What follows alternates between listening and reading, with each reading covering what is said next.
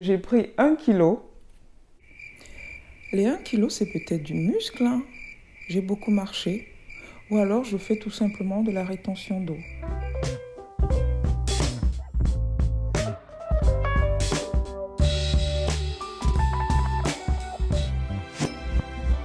Bonjour, bienvenue sur ma chaîne. Moi, c'est Josiane Nathalie. Sur cette chaîne, je vous emmène avec moi dans mon parcours pour la perte de poids. Je vous remercie de prendre votre temps pour regarder ma vidéo. Pour ceux qui sont nouveaux sur ma chaîne, bienvenue. Je vous invite à vous abonner, à cliquer la cloche de notification pour ne rater aucune vidéo. Je publie une vidéo toutes les semaines et généralement le lundi. Aujourd'hui, on est à la semaine 3. Donc on va commencer par le bilan de la semaine. Ensuite, je vais vous partager mes menus et recettes de la semaine. Cette fois-ci, ce sera un petit peu altéré parce que j'ai été en déplacement et j'ai beaucoup mangé au restaurant. Mais je suis revenue le jeudi et je vous ai fait des recettes que vous allez découvrir plus tard dans la vidéo. On va finir sur l'activité physique. Et si j'ai modifié le format, je l'ai amélioré. Donc pendant la balade, je vais vous entretenir sur un thème. Et cette semaine, le thème sera les bienfaits de la marche. Donc, le bilan de la semaine, il n'est pas terrible parce que j'ai pris 1 kg. Les 1 kg, c'est peut-être du muscle, hein. J'ai beaucoup marché. Ou alors, je fais tout simplement de la rétention d'eau. Non, je n'ai pas pris du muscle. C'est pas non plus de la rétention d'eau. Je pense que c'est bien du gras parce que comme je vous disais, j'ai été en déplacement et je suis allée beaucoup au restaurant, donc je n'ai pas mangé équilibré ni sainement. Sur mon téléphone, j'ai une application qui me permet de traquer l'évolution de mon poids. Quand j'ai commencé mon parcours, j'étais à 110 kg. La semaine dernière, j'étais à 107 et là, je suis à 108. La semaine dernière, j'étais en déplacement, lundi, mardi et mercredi. Et j'ai beaucoup mangé au restaurant. Le lundi, c'était pâte farcie au pesto avec beaucoup de sauce et du jambon. Le mardi, c'était filet de rouget, sauce polenta croustillante. Et puis en dessert, un café gourmand. Et le mercredi, c'était la totale. En entrée, foie gras. Le plat, c'était du poisson. Je ne sais plus quel poisson c'était. Et en dessert, c'était une gaufre caramel chantilly. Quand je suis en déplacement, vu que je ne maîtrise pas totalement ce qu'il y a dans mon assiette, pour limiter la casse, je fais le jeûne intermittent, c'est-à-dire que je mange une seule fois dans la journée. Et puis je me déplace beaucoup, je visite, je me balade, ça me permet de marcher, de me dépenser. Là, je suis sur le parvis de la mairie de Paris, où ils ont installé les anneaux des Jeux Olympiques en prélude des Jeux de Paris. C'est toute une attraction et puis c'est intéressant à voir.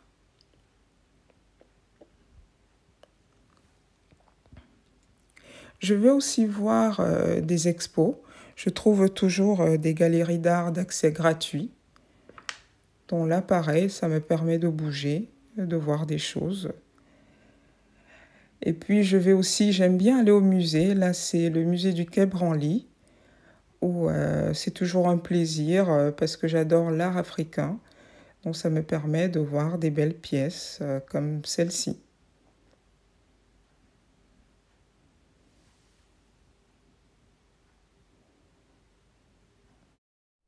Donc de retour à la maison, jeudi j'ai repris avec les bonnes habitudes et je vous ai fait plusieurs recettes que vous allez découvrir maintenant.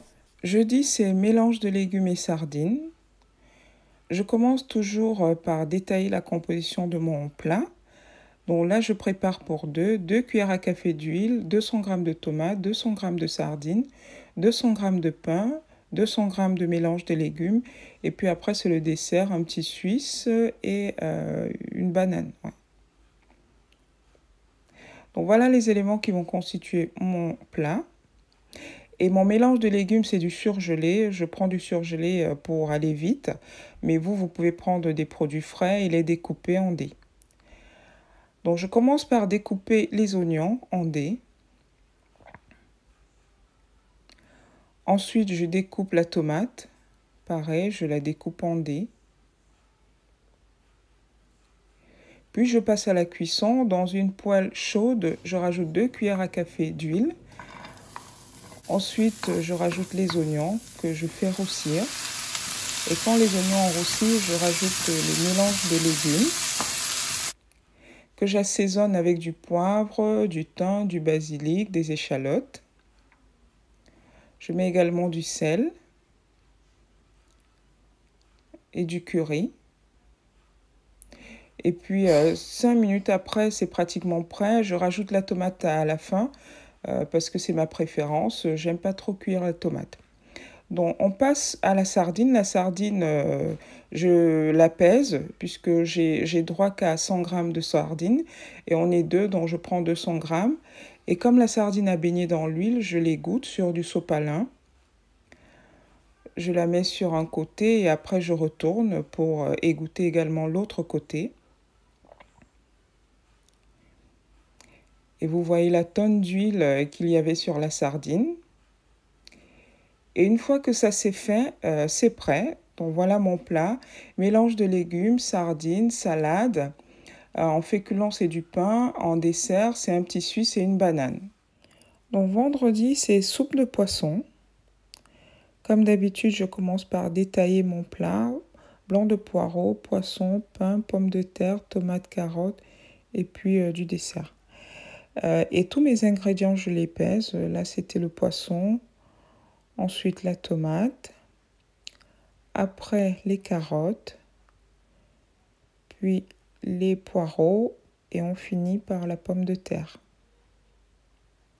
Donc, voilà les ingrédients de notre plat. Je commence par éplucher la pomme de terre. Ensuite, j'épluche les carottes. Et quand tout est épluché, je prends une grande casserole dans laquelle je découpe tous les légumes en petits. Et une fois que c'est découpé, j'assaisonne. Donc échalotes, thym, basilic, poivre.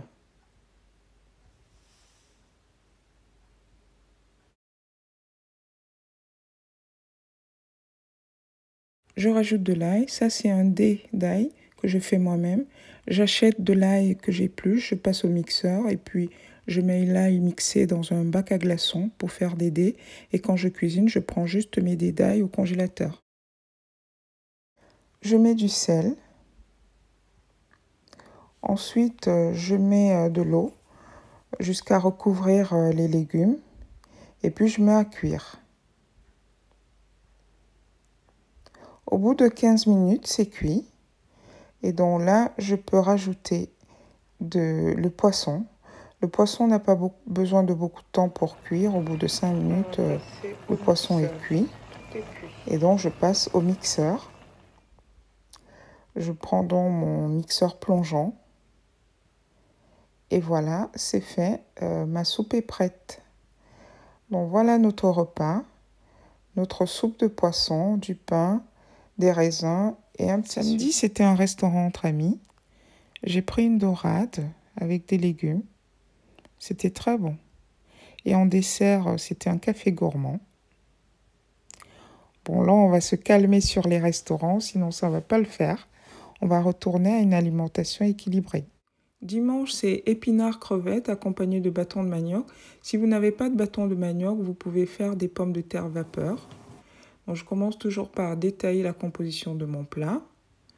Donc, pour ce plat, on aura 200 g de crevettes, 100 g de poivrons, 300 g d'épinards, un bâton de manioc, demi-oignon et 2 cuillères à café d'huile. Donc, les épinards, c'est des épinards surgelés que je mets dans de l'eau chaude pour les dégivrer et les cuire légèrement. Une fois que c'est cuit, j'essore les épinards pour enlever le trop plein d'eau. Je les essore à la main pour bien enlever l'eau. Ensuite, je passe au découpage de l'oignon, puis le découpage des poivrons,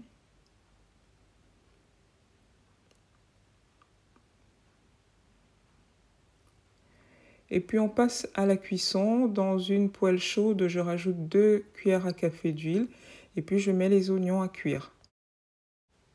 Avant de cuire les épinards, je les sale pour répartir le sel de façon homogène. Et ensuite j'assaisonne avec du poivre, du persil, du thym et des échalotes. Une fois que les oignons sont cuits, je rajoute les épinards et les poivrons. Pendant que ça cuit, je prends des écrevisses et des petites crevettes séchées. Si vous n'en avez pas, c'est pas grave, votre repas sera quand même bon. Moi, je les écrase comme ça pour les rendre en miettes. Voilà ce que ça donne. Je rajoute ça dans la poêle et ensuite je rajoute les crevettes et je recouvre. Les crevettes, ça met pas long à cuire. Au bout de 5 minutes, c'est bon. Les crevettes sont roses et notre plat est prêt. Donc voilà, on se sert et on est prêt à manger. On passe à l'activité physique.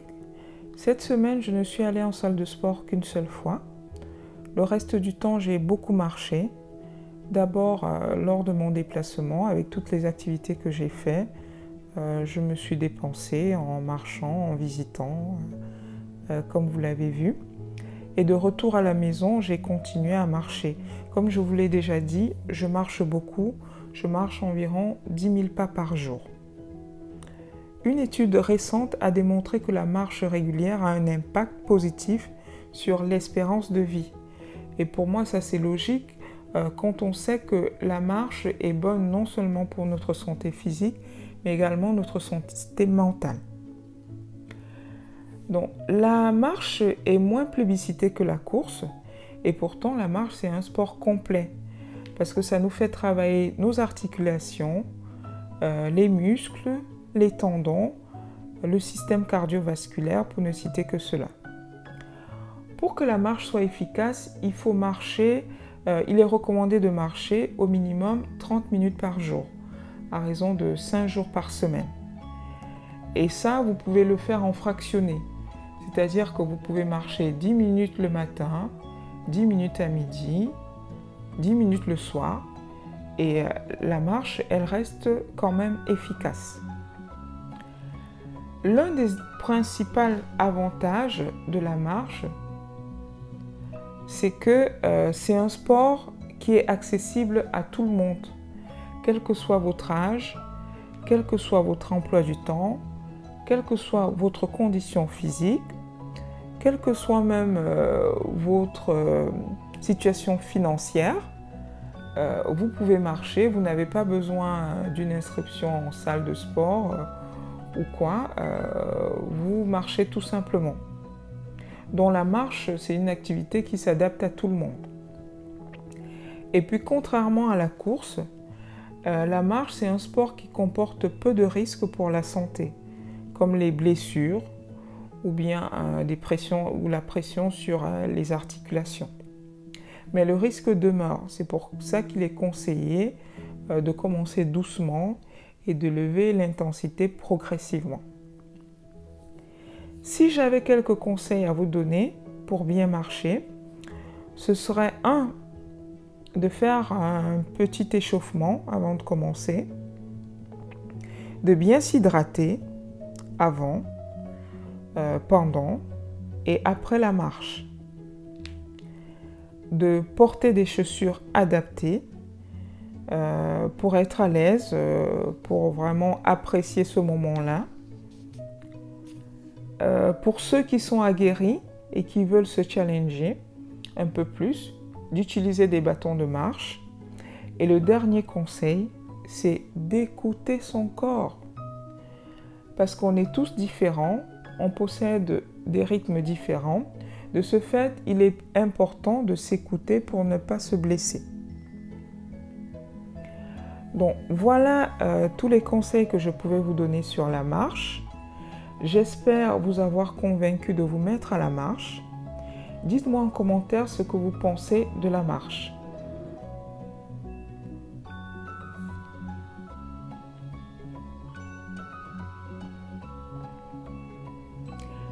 C'est la fin de la vidéo.